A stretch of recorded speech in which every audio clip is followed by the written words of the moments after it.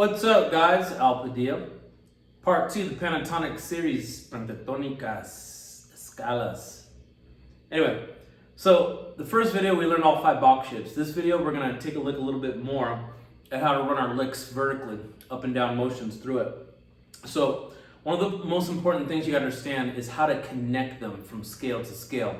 Probably one of the easiest ways, naturalist ways to do this is to connect on the E strings. For example, let's say I'm here on the 12th fret, doing that Aeolian. My last finger's there, and I just slide down to the tail or the end of the next one. I'm on my E string, slide down to that next one, slide down here on the E to the next one, and you just kind of keep working through the guitar, through all of them. Slide to that 3rd fret,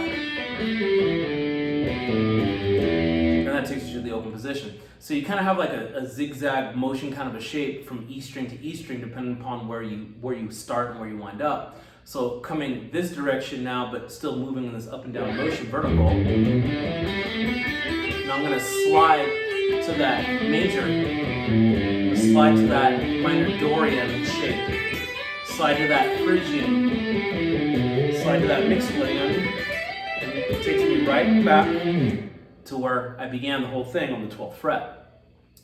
Now, another thing you can run through this, which is really good, this is a kind of more exercises. Sometimes you got to first learn a bunch of exercises in order to make music with it, at least so you know where you're going. So one thing you could do with that is just hammer-ons. So for example, I'm going to start here on the 12th fret, and I'm just going to hammer, but I'm going to make sure I go this way like I just did, and then I'm going to come back up, but doing hammer-ons.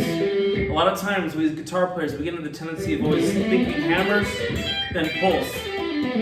But there's so much more you can do when you stay hammer-ons going both this way and that way.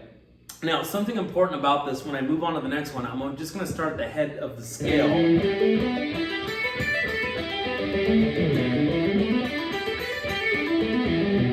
So I'm always starting at the head of the scale whenever I move down, making sure I hammer up, then hammer back down the scale.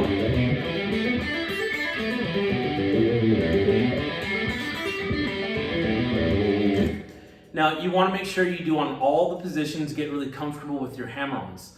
After you do that, then switch to pull-offs. So when we do our pulls now, I'll start up here at the top, move this direction like. And when I get to the bottom, I stay in that same similar pull-off movement.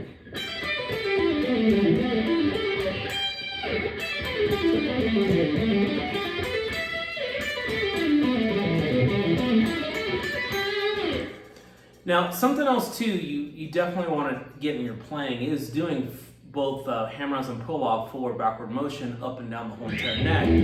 Where I hammer, then I'm going to pull, and then move to your next.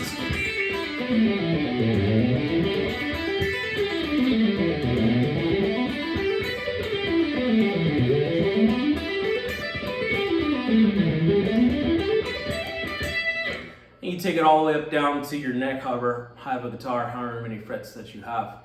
Now, if you think that a lot of this is hard, something that can help you memorize the shapes is, first off, go back to the first video and make sure you watch it and you study it and you memorize all your shapes. But another thing would be, I like to do is double up on things. So for example, with the hammer-ons, I would do this, then go to the next, once, twice, twice.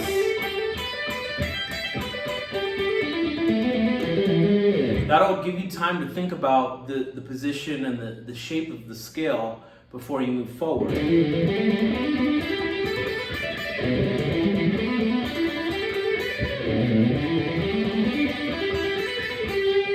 And of course, with the doubling, make sure you do it with the pull-offs.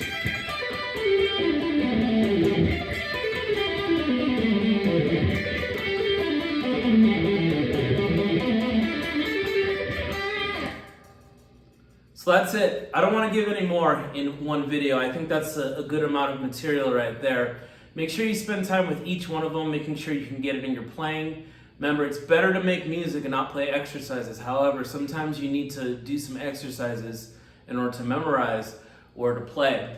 And then once you get more fluid with it, you get more familiar with it, you'll be able to play anywhere you want, however you want, applying these different hammer-ons, pull-offs, moving around from any box shape because you're really comfortable and familiar with your root positions. Please hit the subscribe, hit the like, and stay tuned soon for the part 3 video of the pentatonic box shape scales.